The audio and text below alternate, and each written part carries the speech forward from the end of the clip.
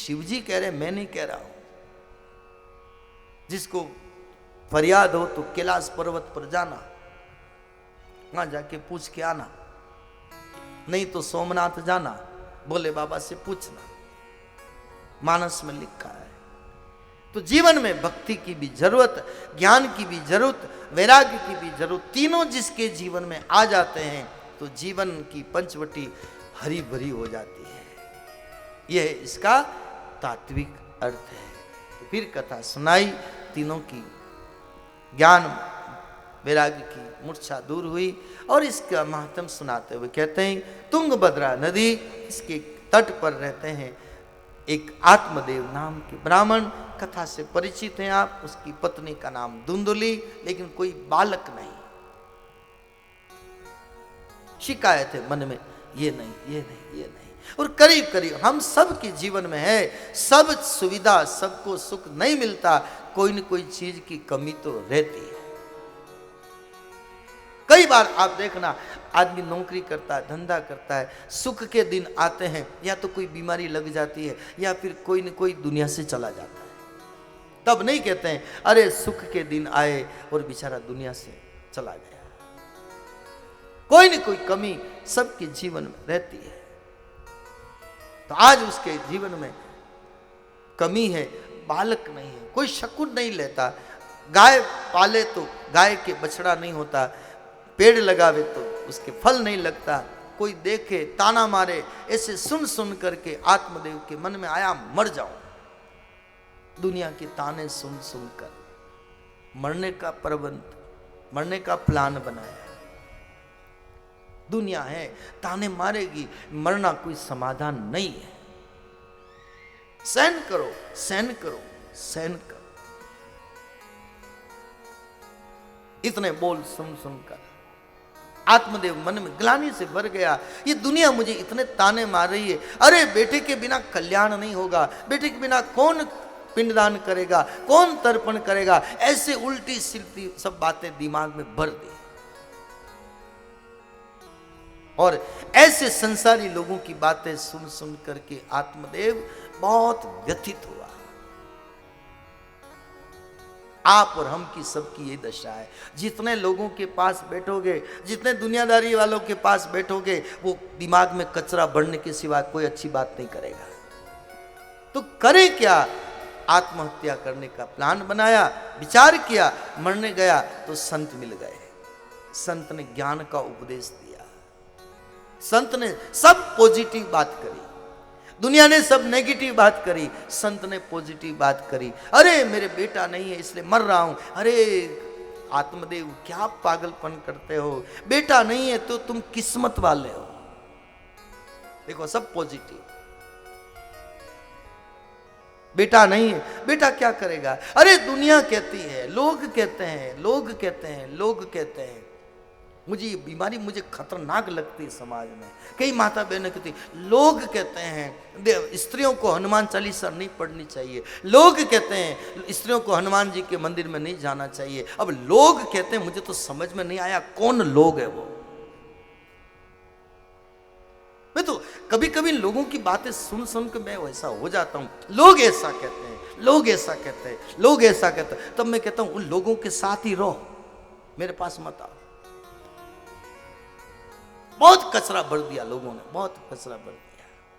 बिल्कुल प्रत्यक्ष प्रमाण है आपके सामने। दुनिया की ताने ताने सुन सुनकर उसको क्या रिजल्ट मिला? मरना, मरना, मरना। इस दुनिया वालों ने ताने मार मार के, गलत बातें दिमाग में भर के उसको किधर प्रेरित किया? ईश्वर की तरफ नहीं किया, मरने की तरफ प्रेरित किया। आपको हमको भी ये दुनिया की बातें ईश्वर से दूर करती है, भक्ति से दूर करती है, भजन से दूर करती है, भावना से दूर करती है, श्रद्धा से दूर करती है। जितना जितना लोगों, इसलिए क्यों कहा एकांते सुखमास्यताम, एकांत में रहो, अकेले रहो, अकेले रहो। अकेले रहना, अकेले में जो बोर हो जाए समझना उसने जिंदगी को समझा ही नहीं। और अकेले में जो आनंद में रहना सीख गया, समझना जिंदगी का असली राज पकड़ में आ गया।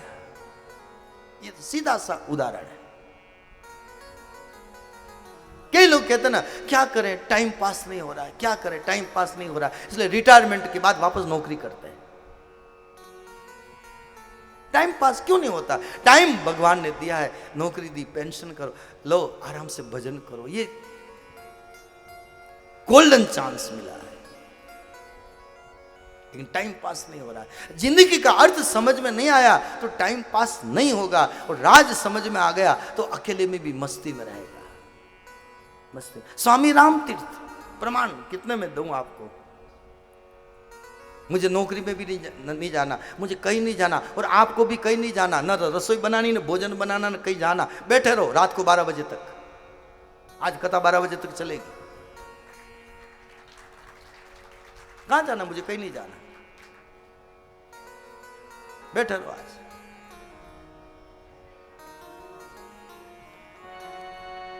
जंगल में जोगी रहता है,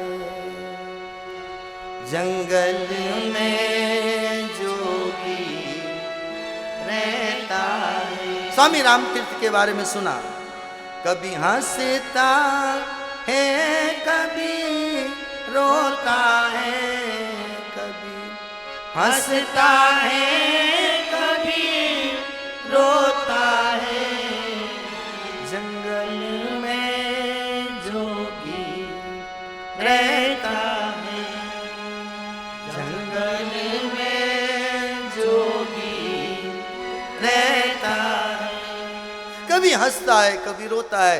एक वस्त्र पहनते थे, कभी वो भी खुल जाता था, कभी पेड़ों की डाली से, कभी कंटीली जाड़ी से। तो उस आनंद में रहने वाले स्वामी राम तीर्थ, टेरी गढ़वाल के जंगलों में रहने वाले, प्रोफेसर की नौकरी की, लेकिन कृष्ण से ऐसे प्रेमी दीवाने हो गए कि टेरी गढ़वाल के जंगलों में घूमते हैं और बैठ जाते चट्टान के ऊपर। बारिश आती, भीगते रहते, कभी चिड़िया आती, पंछी गीत सुनाते, तब कहते, अकेले में गाते थे, उनका पद है यह।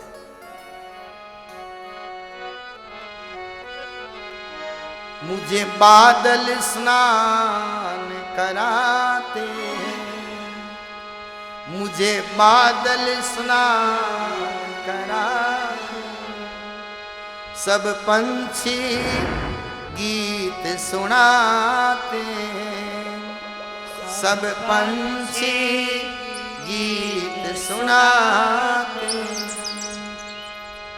ये देह मेरा देवालय, ये देह मेरा देवालय, और आत्म मेरा शिवालय, आत्म मेरा शिवालय। जंगल में जोगी रहता है, जंगल में जोगी रहता है। कभी फिरता नंगम नंगा है, कभी फिरता नंगम नंगा है, नैनों से बहती गंगा है, नैनों से बहती गंगा है, जो मिल जाए सो चंगा है, जो मिल जाए सो चंगा है। जंगल में जोगी रहता है, जंगल में जोगी रहता है। तो अकेला अकेला अकेला, अकेले में वो आनंद, आंख से आंसू बह रहे हैं, पंछी गीत सुना रहे हैं, मुझे बादल स्नान करा रहे हैं। तो यह है अकेलापन। कोई सत्संगी मिले तो पास में बैठो, दो अच्छी बात करे तो पास में बैठो, नहीं तो बैठो, चाय पियो, नाश्ता करो, पधारो।